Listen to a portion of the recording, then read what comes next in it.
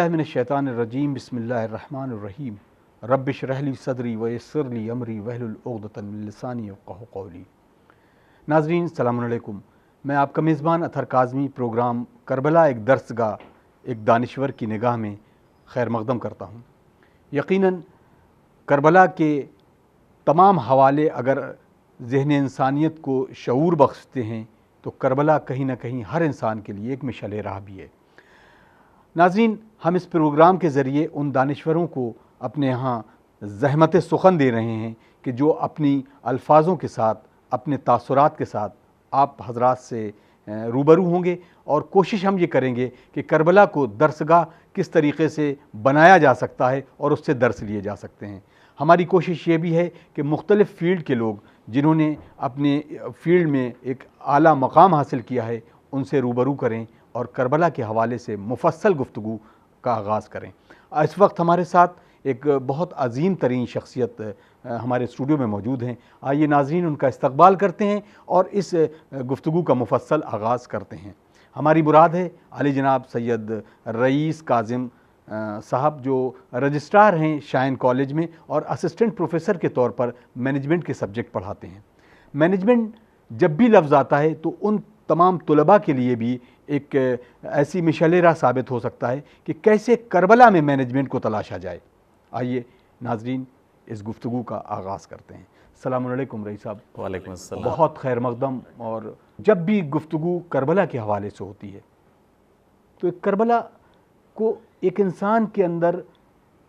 Attachment के तौर पर, तवानाई बख्शने के तौर पर कैसे आप करबला को डिफ़ाइन करेंगे? औज़ुबिल्लाहिस्समीउल-अलीम बिस्मिल्लाहिर्रहमानिर्रहीम। सबसे पहले तो मैं आपका शुक्रिया अदा करना चाहूँगा और आपके चैनल का शुक्रिया अदा करना चाहूँगा जिसने मुझे ये मौका दिया कि मैं इस वक्त के ऊपर मैं आपके सामने लबकुशाई की जुर्रत करूँ और इतने बड़े टॉपिक के ऊपर में, इतने बड़े मौजू के ऊपर में कुछ अपना इजहार ख़याल करने के लिए आपने मुझे दावत दी। देखिए, करबला एक ऐसी बड़ी दर्सगाह है कि जितने भी बड़े बड़े मुफक्किर, बड़े बड़े दानिश्वर, बड़े से बड़े रहनुमा हुए हैं, सब ने इस चीज़ को रेफ़र किया है कि करबला से उन्हें दर्स मिला है। और करबला इतनी बड़ी दर्सगाह है क्यों? देखिए, इसके बहुत से पहलू हैं। मैं उस जो एक मज़हबी पहलू है कि साहब हम मुसलमान हैं, हम शिया हैं, हम रसूलुल्लाह को और अहले बैत को मानने वाले, चाहने वाले हैं उनके, इसलिए हमको उसका दुख होता है, रंज होता है, इसलिए हम मुहर्रम मनाते हैं, इसमें तो कोई शक नहीं है जी। लेकिन मुहर्रम एक रस्म नहीं है। मुहर्रम हम क्यों करते हैं? मुहर्रम को हम लोग रस्मी तौर पर नहीं करते हैं, बल्कि मुहर्रम को हम लोग अपने में जज्ब करना चाहते हैं। एक तरफ जहाँ मज़हब का सवाल है कि उस मज़हब इस्लाम को कि जिसको रसूलुल्लाह ने फैलाया और मौला अली ने जिसे बचाया, उसको उसके बाद जिस वक्त के ऊपर इतना बड़ा ज़ालिम और जाबिर हुक्मरान कि जिसकी सबसे पहली प्रायोरिटी यही थी कि इमाम हुसैन अलैहिस्सलाम से बैअत ले ली जाए। एक बात बताइए कि उसकी यह ज़िद क्यों थी कि इमाम हुसैन अलैहिस्सलाम से बैअत ली जाए, जब इतनी बड़ी हुकूमत थी उसके पास में? तो अगर एक इमाम हुसैन अलैहिस्सलाम बैअत ना करते तो उसकी सेहत पर क्या फ़र्क पड़ जाता? आप देख रहे हैं, दूसरे ममालिक में देख रहे हैं, सब जगह देख रहे हैं कि कोई भी जो रूलिंग पार्टी है वो 100% का तो रिप्रेजेंटेशन नहीं करती है जी, वो सिर्फ एक परसेंटेज शेयर होता है वोटों का जो लेकर के आते हैं, रूल करते हैं। और जो उनको नहीं मानने वाले थे, जिन्होंने उनको वोट नहीं दिया, उन पर ज़बरदस्ती तो नहीं करते हैं कि तुम भी हमको मानो। तो जब ये एक बहुत ही नफसियाती सी बात है, जब ये चीज़ थी तो यजीद क्यों इमाम हुसैन अलैहिस्सलाम के पीछे पड़ा हुआ था कि या तो बैअत करें या इनका सर कलम कर लिया जाए। तो जैसा मैंने पहले आपसे कहा कि नहीं, मजहबियत की बात को अलग छोड़ते हुए वो भी ये जानता था कि इमाम हुसैन की बैयत कर लेना उसके रूल को एंडोर्समेंट है, यानी इस्लाम ने बैयत कर ली, इस्लाम ने बैयत कर ली। अगर इमाम हुसैन ने बैयत कर ली तो इस्लाम ने बैयत कर ली। अब वो जो भी कर रहा है हर चीज को अप्रूवल मिल गया कि भाई इमाम हुसैन अलैहिस्सलाम ने भी बैयत की, उन्होंने भी तो सब अप्रूव किया था, इसने ये किया, तो इसने शराब पी थी माज़अल्लाह इमाम हुसैन ने तो अप्रूव किया हुआ था, इसने ये काम किया माज़अल्लाह इमाम हुसैन ने तो अप्रूव किया हुआ था। इसलिए उसकी पहली प्रायोरिटी ये थी कि सबसे पहले या तो इमाम हुसैन अलैहिस्सलाम से बैयत ले ली जाए, अगर वो बैयत नहीं कर रहे हैं तो उनका सर कलम कर लिया जाए। ये उसकी पहली प्रायोरिटी में शामिल था। अच्छा, अब आप देखें कि जब इतनी बड़ी हुकूमत से मुकाबला करना है तो इसके दो ही तरीके होते हैं। या तो हम मतलब इमाम हुसैन की आप स्ट्रेटेजी देखें मैनेजमेंट के हिसाब से, आपने चूंकि सवाल मैनेजमेंट से रिलेट किया है इसलिए मैं उसको बतलाना चाहता हूं इस तरह से कि मैनेजमेंट के हिसाब से देखिए कि स्ट्रेटेजी दो ही होती हैं। या तो हम इससे ज़्यादा पावर एक्वायर कर लें ताकि हम इसको क्रश कर सकें, इसका मुकाबला कर सकें, या ये कि दूसरी स्ट्रेटेजी हम इसको एक्सपोज कर दें, इसके जो एट्रोसिटीज़ हैं, इसका जो आतंक है, इसके जो बर्बरियत है, हम इसको एक्सपोज कर दें ताकि दुनिया वाले समझ जाएं कि ये इसका अहल नहीं था, इसके काबिल नहीं था, इसलिए इमाम हुसैन अलैहिस्सलाम ने उसकी बैयत नहीं की। रईस साहब, अब वो वही सवाल कि जब एक्सपोज करने की बात आई तो अब यहाँ पर एक सवाल जो उठता है कि शहादत इमाम हुसैन अलैहिस्सलाम के बाद, क्योंकि हमारा अब ये बहुत सारे सवालात हैं इससे, क्योंकि आपने ये जवाब इस अंदाज में दिया है। अब यहाँ पे एक बहुत अहम रोल होता है मीडिया का, क्योंकि आज के इस दौर में, क्योंकि दरसगाह करबला आज भी हमारे लिए है, मीडिया का दौर, यकीनन किसी भी मिशन को कामयाब करने के लिए कई चीज़ों की ज़रूरत है जिसमें मीडिया का भी रोल है और मैनेजमेंट में मीडिया मैनेजमेंट भी है। तो कैसे आज के इस पस मंज़र में मीडिया का एक रोल है करबला को पूरी दुनिया में आम करने के लिए? बहुत अच्छा सवाल है आपका। देखिए, मीडिया का रोल हर दौर में रहा है और अफसोस की बात यही है कि हर दौर में मीडिया जो बरसर इक़्तिदार होता है उसके कंट्रोल में होता है। मजबूरी होती है भाई, हर एक को अपने सर्वाइवल के लिए कहीं ना कहीं से तो फंड्स की ज़रूरत होती है। अब अगर इनके ख़िलाफ़ जाएंगे तो हमारा लाइसेंस कैंसिल हो जाएगा, हम पर सैंक्शन लगा दिए जाएंगे, तमाम चीज़ें होती हैं। आप जैसे देख रहे हैं कि क्या हो रहा है कि सब अमेरिका किसी मुल्क को हैरास करने के लिए वो यूनाइटेड नेशंस की स्टैंप उसके पास में है कि जिसके खिलाफ उसको बोलना है उसके खिलाफ वो सबूत अपने हिसाब से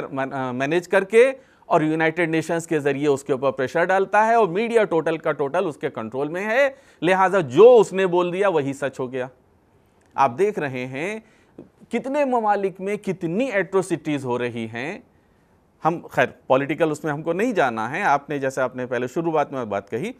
हम सिर्फ मजहब के हिसाब से यानी करबला के दर्स के हिसाब से देखें कि उस वक्त के ऊपर जब इतनी बड़ी हुकूमत है यजीद की, हर चीज़ उसके कब्ज़े में है, मीडिया भी टोटल उसके वफादार हैं, टोटल उसके कंट्रोल में है। अब इमाम हुसैन अलैहिस्सलाम जो बात कह रहे हैं वो बात पब्लिक के पास कैसे पहुंचाई जाए,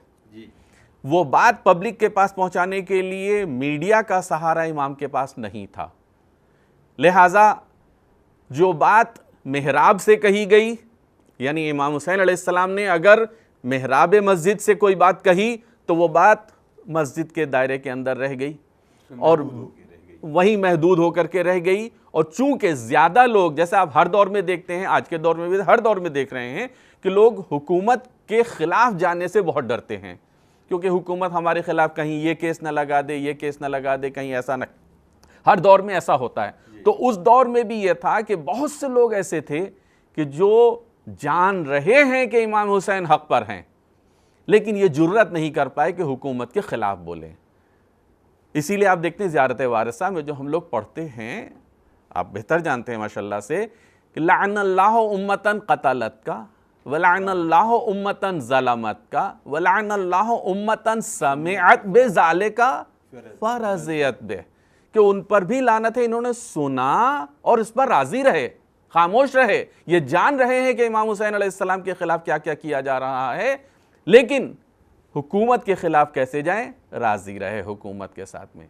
अब अगर इमाम हुसैन अलैहिस्सलाम अपना कोई पैगाम दे रहे हैं आवाम के लिए, सबके लिए, मतलब इमाम का जो पैगाम था वो सिर्फ मुसलमानों के लिए नहीं था, सबके लिए था, लेकिन वो पैगाम कैसे लोगों के पास तक पहुँचे? तो पूरा मीडिया तो यजीद के कंट्रोल में है, कैसे उसके पास पहुँचाया जाए? तो देखिए, उसका यही एक तरीक़ा होता है कि इंसान जब उसकी मज़लूमियत खुल के सामने आती है तब लोगों की सिंपैथी उसके साथ में आती है। जब तक इंसान अपने को कहता रहता है कि हमने कुछ नहीं किया, तो लोग उसको नहीं समझते। जब उसकी मज़लूमियत, यानी जब जालिम का जुल्म और मज़लूम की मज़लूमियत सामने खुल के आती, तब लोगों को कंपैरिजन करना आसान होता है कि हाँ, इसने इतना बड़ा जुल्म किया, अरे इसने 6 महीने के बच्चे को भी शहीद कर दिया, इसने 3 दिन तक लोगों को भूखा और प्यासा रखा, इसने बीबियों के सरों से चादरें छीन ली, इसने बीबियों तक को असीर बना करके और बाजारों में ले करके गया। यानी वो कि जो इस्मत व तहारत जिनके घर से हमेशा वाबस्ता रही, जिनका आपने खैर मजालिस में बहुत सुनी हुई है सब बातें, मैं वो चीज़ें नहीं अर्ज करना चाह रहा हूँ, लेकिन ये कि उन बीबियों का जिनका कि ये रुतबा था कि उनका खुले सर कभी ना किसी ने देखा था, उनको बेरिदा करके बाज़ारों से घुमाया जा रहा है और उसके साथ ऐलान भी कर रहा है, मीडिया पूरा उसके साथ में है, ऐलान भी साथ साथ हो रहा है और बाकायदा ब्रॉडकास्ट भी हो रहा है, सबको पता हो रहा है कि उसके हिसाब से ये कहा जा रहा है कि ये हुकूमत के बागी थे। लेकिन दरअसल क्या है सूरत, ये जब ये लोग सामने आए तो सबकी समझ में आ गया, नहीं ये तो बागी नहीं हो सकते, जिनके साथ में औरतें भी हैं, छोटे छोटे बच्चे भी हैं, ये बागी तो नहीं हो सकते हैं। यानी यजीद ने अब जब मौका मिला और जनाब ज़ैनब ने खुतबात दिए हैं तो लोगों को सही बात पता चली कि अच्छा ये हो गया, और उस वक्त मीडिया टोटल ब्लैकआउट कर दिया गया था। यानी जो उधर के रहने वाले लोग हैं उनको कुछ नहीं पता है कि करबला में क्या कर दिया गया, नवासे रसूल को किस तरह से 3 दिन का भूखा प्यासा रख के किस बेरहमी से शहीद कर दिया गया। और शहादत तक ही नहीं जुल्म की हद है, शहादत के बाद भी जुल्म की इंतहा यह है कि लाशों को पामाल भी किया गया, बीबियों का सीर भी किया गया, सरों से चादरें भी छीनी गई और सबको पैदल लेकर के जाया गया, कहाँ से, कूफे के बाजारों से। अब यहाँ से फिर मैं अपने सवाल की तरफ, उसी बुनियाद की तरफ पलटता हूँ कि इमाम हुसैन अलैहिस्सलाम ने जब सफ़र शुरू किया 28 रजब को,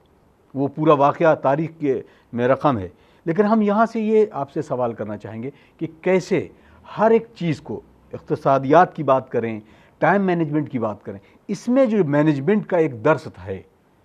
इस करबला के मैसेज में जो मैनेजमेंट का दर्स है, वो आप कैसे देखते हैं और कैसे हमारे नाज़रीन को बताएंगे? देखिए, एज ए मैनेजमेंट प्रोफेशनल की हैसियत से आप जो बात कर रहे हैं, तो देखिए मैनेजमेंट क्या होता है। मैनेजमेंट को हम लोग जो पढ़ाते हैं, तो मैनेजमेंट का एक सिंपल सी डेफिनेशन है, मैनेज मैन टैक्टफुली। जो मैनेजमेंट पूरा लिखा जाता है, मैनेज मैन टैक्टफुली। अब आपके पास में कितने लोग हैं, ज़्यादा लोग हैं, तो आप उसमें डिवीज़न करते हैं, डेलीगेशन ऑफ रिस्पॉन्सिबिलिटी होती है, सब डेलीगेशन होता है, इसके ज़िम्मे ये, इसके ज़िम्मे ये, इसके ज़िम्मे ये। इमाम हुसैन का इतना छोटा सा तो लश्कर कि जिसमें औरतें भी शामिल हैं, बच्चे भी शामिल हैं, तो इमाम हुसैन अलैहिस्सलाम ने उसमें, देखिए मौला अब्बास अलमबरदार लश्कर हुसैनी हैं, उनके ज़िम्मे यह है कि लश्कर को पूरी तरीके से कैसे तरतीब देना है। अब आप सोचें कि एक तरफ सिर्फ कुल मिला करके 72 और दूसरी तरफ इतनी बड़ी तादाद कि अलग अलग रिवायतों में अलग अलग तारीख लिखी है, अलग अलग तादाद लिखी हुई है, जितनी भी है, यानी अगर उसको हज़ारों में तो हैं, हज़ारों से तो ज़्यादा ही हैं हर हालत में, यानी कम से कम तादाद भी अगर ले ली जाए तो भी इसका तो कई हज़ार गुना आकर के पड़ रही है कि जो 72 का लश्कर है और उधर 3 लाख का लश्कर है,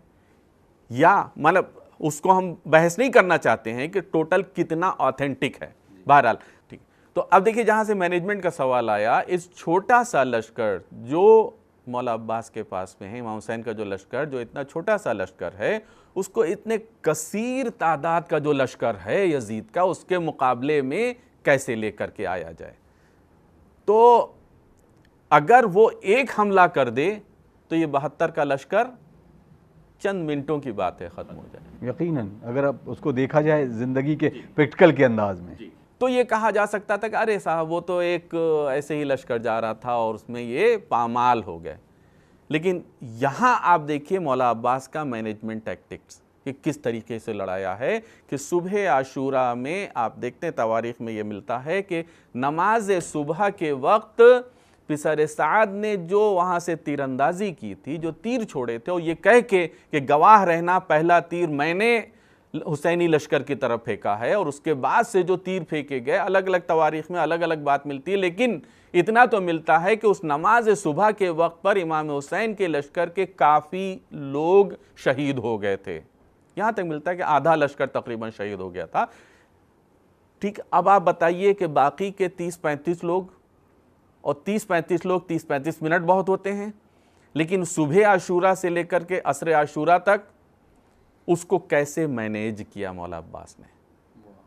इस तरीके से मैनेज किया ताकि ये लड़ाई एक ऐसा ना हो कि बस एकदम से हुआ और ख़त्म हो गई।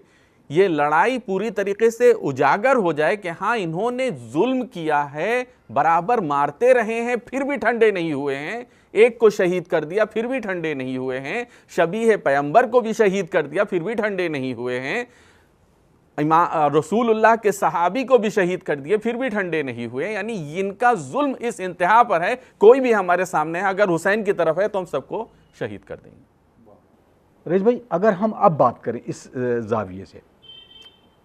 कि मेरे जो जहन है वो कभी कभी इस बात को सोचने में लगता है कि इमाम हुसैन अलैहिस्सलातु वस्सलाम की तरफ कोई तीरंदाज नहीं था, जबकि उधर लाखों तीरंदाज थे। क्या इमाम हुसैन अलैहिस्सलातु वस्सलाम ने अपने जो जंग जदल में जो अपना खेमा था उसमें किसी तीरंदाज को नहीं शामिल किया था? इसकी वजह क्या थी? अगर एक मैनेजमेंट के टीचर के हिसाब से हम आपसे सवाल करें तो आप कैसे इसको जवाब देंगे? मैनेजमेंट ऑफ एसेट्स बहुत इंपॉर्टेंट होता है कि आपके पास क्या एसेट्स हैं और इसको कैसे मैनेज किया जाए। करबला के मैदान, जैसे आज के ज़माने में आप देख रहे हैं कि किसी के पास अगर मिज़ाइल कोई छोड़ रहा है तो उसके सामने आप तीर लेकर के नहीं खड़े हो सकते और तलवार लेकर के उसका मुकाबला नहीं कर सकते हैं। मिज़ाइल का मुकाबला तीर और तलवार से नहीं किया जा सकता है। उस वक्त के ऊपर में भी यही मामला था कि करबला में इमाम हुसैन का तो एक छोटा सा लश्कर, और यजीदी लश्कर में आपको मालूम है कि जिसकी कोई इंतहा नहीं, और कितने तीरंदाज हैं। अगर तीरंदाज का मुकाबला तीरंदाज से किया जाए तो वो कोई कंपैरिजन नहीं था, कोई मुकाबला नहीं था। अब उसके हिसाब से चूंकि जंग का पूरा मैनेजमेंट मौला अब्बास के हाथ में था, उन्होंने उसकी स्ट्रेटजी बनाई कि देखो जिस वक्त के ऊपर सामने से तीर आ रहे हैं तो तीरों का दिफा अगर हम करते रहेंगे तो इतने हज़ारों की तादाद में जब एक साथ तीर आ रहे हैं, यानी जिस वक्त के आसमान के ऊपर सूरज नहीं दिखाई दे रहा है, इतने तीर आ रहे हैं, तो इन तीरों का मुकाबला हम कैसे करेंगे। लिहाजा उस वक्त के ऊपर में हज़रत अब्बास ने ये स्ट्रेटजी बनाई कि देखो जिस वक्त के ऊपर में तीर आ रहे हैं तो उस वक्त पर तुम अपनी तलवारें चलाते जाओ, जितने भी तीर आ रहे हैं तलवारों से कट कट कर गिरते चले जा रहे हैं, एक भी तीर इमाम हुसैन के पास या इमाम हुसैन के खेमे के पास तक नहीं पहुंचने दिया। और जब इस तरह से हुआ कि जब उनके तीर ख़त्म हुए इस तरह से, यानी तीरों का हमला ख़त्म हुआ, उसके बाद जब दूसरा हमला शुरू हुआ, नेज़ा बरदार हमला हुआ, उसकी स्ट्रेटेजी दूसरी अपनाई। यानी एक परफेक्ट मैनेजमेंट की हैसियत से हज़रत अब्बास ने अपने ट्रूप्स को मैनेज किया है वहाँ पर। चूँकि इधर का मोटिव क्या था? इधर का मोटिव जंग करना नहीं था, उधर का मोटिव था जंग करना, इनको ख़त्म करना। इधर का मोटिव था अपनी दिफा करना, अपनी डिफेंस करना up to a certain limit. Imam Hussain के साथ जितने भी साथी थे, आप देखें कि आपने सुना ही है इस बात को कि शब आशूर इमाम हुसैन अलैहिस्सलाम ने शमा गुल करके अपने साथियों को ये तो बतला दिया था कि देखो यहाँ पर जो भी मेरे साथ में है कल सबको शहीद होना है, अगर तुम में से कोई भी जाना चाहता हो तो चला जाए, और अगर तुम्हें ये शर्म आती है तो लो मैं शमा को गुल कर दे रहा हूँ, चराग को गुल कर दिया ताकि उस अंधेरे में जिसको जाना हो वो जा सकता है, निदामत के एहसास में ना डूब जाए, का एहसास ना हो कि नहीं कैसे इनके सामने निकल के चले जाएंगे। लिहाजा इमाम ने उस पहलू को भी ख़त्म कर दिया था। जो भी इमाम के साथ हैं सबको पता है कि हमें कल शहीद होना है, कल हमें अपनी जान देना है, इमाम पर से अपनी जान को कुर्बान करना है, यानी शहादत हमें हासिल करना है। लेकिन एक भी शख्स में ये नहीं जज्बा है कि कैसे मौका मिल जाए हम यहाँ से मारते हुए निकले चले जाएं, उधर से निकल के चले जाएं। तो ये जो इमाम के साथ में जितने भी लोग थे इनका जज्बा यही था और इन्हें मालूम था कि हमें शहीद होना है। तो इमाम के लश्कर में हैं, इमाम की क़यादत में जंग कर रहे हैं और अपनी जान को कुर्बान करना इनका अल्टीमेट एम है, ताकि सामने वाले को ये भी एहसास रहे कि हाँ ये बिल्कुल बुज़दिल लोग नहीं थे जिनको मार लेना आसान था, ये भी ना हो, और ये भी नहीं है कि हमको वहाँ तक मारते हुए चले जाना है और हमको शाम तक जाना है, ऐसा भी नहीं है। वाह वाह वाह। रईस भाई, अब बात यह आती किस तरीक़े से एक स्ट्रेटजी मौला अब्बास के हवाले से आपने बताई कि तीरो तबर और नेज़े भाले सब कुछ चल रहे थे, उस दरमियान आखिर में अगर हम आते कि सब शहीद हो गए, मौला इमाम हुसैन अलैहिस्सलातु वस्सलाम अब खुतबा इरशाद फरमा रहे हैं, तो अब इस खुतबे की वजह क्या है? क्यों खुतबा इरशाद फरमा रहे हैं, लोगों को दावत दे रहे हैं, इसकी क्या ख़ास वजह है? देखिए, जिस वक्त के ऊपर में आप देखते हैं कि कहीं के ऊपर में भी जब एक मजमा चलता है तो मजमे में चलने वाले कई टाइप के लोग होते हैं। कुछ लोग तो होते हैं जिन्हें कहते हैं डाई हार्ड सपोर्टर्स, कि ये अपनी जान दे देंगे, जो इनके कायद ने कहा है हम वही मानते रहें और अपनी जान दे देंगे इसके लिए। कुछ लोग होते हैं सिंपैथाइजर्स, कि ये चलो ये चल रहे हैं, हम इनके साथ साथ चले जा रहे हैं, सिर्फ मजमा बढ़ाने के लिए जा रहे हैं। हर टाइप के लोग होते हैं उस वक्त के ऊपर में। कुछ ऐसे होते हैं कि अरे हम तो बस इनके साथ चले आए, हमको तो पता ही नहीं था यहाँ पर ये होने वाला है, लाठीचार्ज भी होने वाला है, या ऐसा भी होने वाला है। इमाम हुसैन ने उस वक्त आखिर वक्त पर जो खुतबा दिया है, उस खुतबे का मकसद यही था कि लोगों को अभी भी ये चीज़ पूरी तरीके से ज़ाहिर हो जाए कि देखो ये जुल्म कर रहे हैं और हम हुकूमत हासिल करने के लिए नहीं बल्कि इस्लाम को बचाने के लिए हम यहाँ पर आए हैं, अपनी जान देने, हुज्जत पूरी करना है, अपनी हुज्जत पूरी करने के लिए, ताकि इन लोगों के ऊपर जो इनके साथ वाले लोग हैं, हो सकता है डाई हार्ड सपोर्टर नहीं हैं लेकिन सिर्फ साथ में आए हुए सिंपैथाइजर्स हैं, तो चलो आए हैं तो कम से कम इनको अब पता लग जाए कि अब तुम बाद में ये ना कहना अरे हमें तो पता ही नहीं था, अगर हमें पता होता तो भला हम हुसैन का साथ ना देते। वो उस हुज्जत को ख़त्म करने के लिए इमाम हुसैन ने उस आखिर वक्त के ऊपर में ये खुतबा दिया, पूरा समझा दिया। और बाद में इमाम का जुमला कि मुझे मालूम है कि मेरी बात का असर तुम पर क्यों नहीं हो रहा है, क्योंकि तुम्हारे शिकम हराम लुक़मे से भरे हुए हैं। जब इंसान हराम लुक़मा खाने लग जाता है तो उसको अच्छी बात अच्छी नहीं लगती है। मिशन इमाम हुसैन को आगे बढ़ाना है।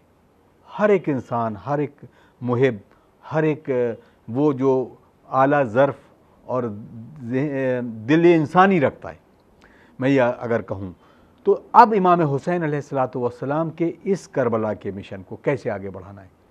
हमेशा बात होती है कि करबला का मकसद समझो, करबला का मकसद समझो, तो असल में करबला का मकसद आप क्या समझते हैं और कैसे एक नाज़रीन को एक पैगाम पहुँचाएँगे? देखिए, करबला ये एक वाक़या या एक सानहा नहीं है, करबला एक दर्स है कि जो पिछले 1400 साल से भी दर्स है और ये आगे आने वाले क़यामत तक के लिए ये दर्स है। ये सिर्फ दो जिसको कि अक्सर लोगों ने कहा दो बादशाहों की लड़ाई, बादशाहों की लड़ाई नहीं थी, ये दो आइडियोलॉजीज़ की लड़ाई थी। कि एक तरफ वो है कि जो हक है, जो सच है, जो इस्लाम है, इसको बचाना है, और दूसरी तरफ वो आइडियोलॉजी है कि जो हुकूमत कर रही है वो सही है, चाहे वो शराब हो, चाहे वो जुआ हो, चाहे जितने भी बुरे काम हो, जो हुकूमत कर रही है, हुकूमत उसके ऊपर स्टैंप चाहती थी कि ये हुकूमत के ऊपर में स्टैंप लग जाए हुसैन की भी, कि इमाम हुसैन ने अप्रूव कर दिया है, इसलिए हम जो कर रहे हैं वो हम सही कर रहे हैं। इमाम हुसैन ने कुर्बानी इसीलिए दी थी कि इन दोनों इस्लाम के बीच का फ़र्क मिट जाए, दोनों का फ़र्क वाज़ेह कर देने के लिए कि देखो एक इस्लाम वो है, एक इस्लाम ये है। ये असली इस्लाम है कि जिसमें बीवियों का पर्दा बरकरार रहे, जिसमें नमाजें बरकरार रहें, जिसमें जो डिसिप्लिन है कि जो इल्म की डिसिप्लिन है, इल्म को मानना। इमाम हुसैन की जो मानते थे सब, वो क्यों मानते थे? इसलिए कि उनमें वो सिफात थे जो सबसे आला थे अपने दौर के। और उधर दूसरी तरफ वो जो है वो गासिब है, वो फाजिर है, वो झूठ बोलने वाला है, वो शराबी है, लेकिन वो अपनी ताकत के बल के ऊपर में अपनी बात को मनवाना चाहता था। इमाम हुसैन ने जो कुर्बानी दी वो इसीलिए कि देखो कभी इससे ना डरना कि हमारे सामने इतनी बड़ी ताकत खड़ी हुई है, हम इसका मुकाबला कैसे करें। तुम अपने को कंट्रोल करो, सेल्फ रेस्ट्रेंट हो, तुम में तकवा हो, तुम में सही इस्लाम हो, तुम उस पर अमल करो, सामने वाले से मत डरो कि ये क्या करेगा, ये क्या बिगाड़ लेगा तुम्हारा। रईस साहब, आखिर में मैं चाहूँगा कि कैसे मैसेज की शक्ल में आप तमाम नाजरीन और ख़ास तौर से उम्मत मुसलमान न सिर्फ बल्कि तमाम बनी नौ इंसानियत के उन नौजवानों के लिए तालीम के हवाले से और कैसे तक़र्रुब इलाही हासिल करने के लिए, तक़र्रुब इमाम हुसैन हासिल करने के लिए अपने इस पैगाम को आगे बढ़ाया जाए और इस मुहर्रम में अपने किरदार को कैसे किरदार साजी की जाए, एक पैगाम। देखिए, इमाम हुसैन अलैहिस्सलाम ने जो कुर्बानी दी उसके साथ साथ अपने चाहने वालों को भी मैसेज दिया था, और उसमें से एक ही मैसेज, वैसे तो बहुत सी बातें हैं लेकिन चूँकि इतना वक्त नहीं है कि उसके ऊपर ज़्यादा कुछ डिस्कस किया जाए, इतनी सी सिर्फ बात कि इमाम हुसैन अलैहिस्सलाम ने ये कहा कि देखो ए मेरे शियों, मेरे लिए ज़ीनत का बायस बनना, मेरे लिए शर्मिंदगी का बायस ना बनना। अब अगर हम सियाह लिबास पहन रहे हैं मुहर्रम में, तो पहली चीज़ तो आइडेंटिफिकेशन हो रहा है कि ये इस ड्रेस वाले हैं, यानी ये हुसैनी हैं। अब हमारा जब आइडेंटिफिकेशन हमारे ड्रेस की वजह से हो गया, तो अब हमारी जिम्मेदारी और बढ़ गई कि हम हुसैनी मिशन को लेकर के चलें, ना कि गैरों के मिशन को। अब हमारा किरदार, हमारे जिसे कहा जाए व्यवहार से, हर चीज़ से लोगों को पता लगना चाहिए कि देखो ये हुसैनी है, ये मज़लूम का साथ देने वाले हैं, ये जालिम का साथ देने वाले नहीं हैं। हम जब हमारी ये पहचान हो जाए कि हम ये हैं, तो हमें और एहतियात की ज़रूरत है। एक आखिरी बात बस मैं आपके सामने कह देना चाहता हूँ कि बहुत पहले की बात है कि मेरी नौजवानी के वक्त की बात है, जब कलव्यावी साहब जिंदा थे, तब की बात बतला रहे हैं कि उस वक्त के ऊपर में बड़े इमाम बड़े में एहतजाज हुआ करता था। तो तालकटोरे की करबला से आशूरे को जब हम लोग वहाँ से दोपहर को चले वापस, तो आगे एक होटल के ऊपर में चंद लड़कों को देखा कि वो सर पर कमा लगाए हुए, स्याह लिबास पहने हुए एक होटल पर चाय पी रहे थे। मेरा नौजवानी थी, तो मैं हालांकि पहले तो आगे बढ़ गया, लेकिन फिर अब जब मेरी नज़र खटक गया, मैंने जा कर के उनसे धीरे से पूछा, बुज़ुर्ग थे मुझसे, तो मैंने उनसे इस तरह से पूछा कि भाई क्या फ़ाका शिकनी हो गई क्या? उन्होंने कहा नहीं अभी तो नहीं हुई, अभी तो फ़ाका शिकनी तो 4 बजे के बाद होगी। तो मैंने कहा आप चाय पी रहे थे तो मुझे लगा कि शायद फ़ाका शिकनी हो गई। तो उस पर उन्होंने कहा कि वो नहीं, चाय की तलब लगी हुई थी थोड़ा सा, इसलिए चाय पी ली। तो मैंने कहा कि देखिए, बहुत माज़रत के साथ मैं आपसे एक बात ये कहना चाहता हूँ कि आपके लिबास से भी ज़ाहिर है कि आप शिया हैं, और आपके सर पर कमा का निशान और आपका खून आपके लिबास पर है। तो यानी दूर से देखने के ऊपर ये तो पता चल जाता है कि आप हुसैनी हैं और हुसैन की मोहब्बत में अपना खून तक बहा देना चाहते हैं। आप देख रहे हैं दूसरे लोग, मीडिया के लोग किस तरीके से सब जगह पर फोटोग्राफी कर रहे हैं। अगर आपका ये फ़ोटो उस वक़्त के ऊपर में 1 बजे दिन में तालकटोरे की करबला से निकल के बिल्कुल उसी के पास में खड़े हो करके आप चौराहे के ऊपर में चाय पी रहे हैं, जबकि आपके लिबास से, आपके कपड़ों से हर हिसाब से जाहिर है कि आप हुसैन के चाहने वाले हैं और आपका जज्बा ये है कि हुसैन की मोहब्बत में अपना खून दे रहे हैं, अपना खून बहा रहे हैं, लेकिन ज़रा सी चाय की तलब बर्दाश्त नहीं कर पा रहे हैं, ज़रा सा इतना सेल्फ रिस्ट्रेंट इतना नहीं कर पा रहे हैं जिसे तकवा कहा जाता है, कि इतना नहीं कर पा रहे हैं कि 2 घंटे के लिए इसको और बर्दाश्त कर लें। खैर, तो मेरी नौजवानी का आलम था, मैंने उनसे कहा, तो उस वक़्त पर एक दूसरा 3-4 लड़के थे, तो पहले तो कहने लगे तो क्या हो गया, चाय पी लेने से कोई फाका थोड़ी वो टूट जाता है और कोई ऐसा थोड़ी। तो हमने कहा बहरहाल मेरे हिसाब से तो ठीक नहीं है। तो उसके बाद में फिर तीसरा लड़का जो था साथ में था, उसने कहा नहीं सही तो कह रहे हैं। तो उन्होंने चाय अपनी फेंक दी और उस पर मुझसे कहा कि भाई माफ़ कीजिएगा आप। तो मैंने कहा माफ़ी मुझसे ना मांगी, माफ़ी जनाब सैयदा से मांगिए कि जिनको आप पुरसा देने के लिए आए थे और उस वक्त के ऊपर में आपके अमल से कुछ इस तरीके से गलत पैगाम गया। कोशिश ये करें कि हमारे किसी भी अमल से ये पैगाम ना जाए कि साहब ये हुसैन के चाहने वाले, हुसैन के मानने वाले भी होते हैं और माज़ल्ला ये गलत काम भी करते हैं। वाह वाह वाह, बहुत बहुत शुक्रिया, बहुत आपने कीमती वक्त दिया और रईस साहब बेहद मशकूर ममनून हैं कि आपने बेहतरीन और नूरानी गुफ्तगू से हम तमाम नाजरीन को भी मुस्तफ़ीज़ फरमाया। नाजरीन, ये था प्रोग्राम करबला एक दरसगाह, एक दानिश्वर की निगाह में, और हमारे साथ थे इज़्ज़तमाब सैयद रईस काज़िम साहब, जिन्होंने बेहतरीन अंदाज में पैगाम करबला, या यूँ कहूँ कि इमाम हुसैन आली मकाम का जो पैगाम था वो पूरी दुनिया में अपने लफ्ज़ों की तरह पहुँचाने की कोशिश की है। नाज़रीन, उम्मीद करते हैं कि हम मुहर्रम में उसी किरदार के साथ, उसी ललक के साथ, उसी मोहब्बत, उसी वलवले और जोश के साथ इमाम हुसैन को नज़रान अक़ीदत पेश करते रहेंगे, लेकिन ये ज़रूर ख़याल रहे कि हुसैनी बन के हुसैनी ही की तरह आगे बढ़ते रहिए और दुनिया तक ये पैगाम पहुँचाइए कि हुसैनी किरदार किस तरीक़े का होता है। नाज़रीन, इसी के साथ अपने मेज़बान अतहर काज़मी को इजाज़त दीजिए। सलामुन अलैकुम व रहमतुल्लाहि व बरकातुहू।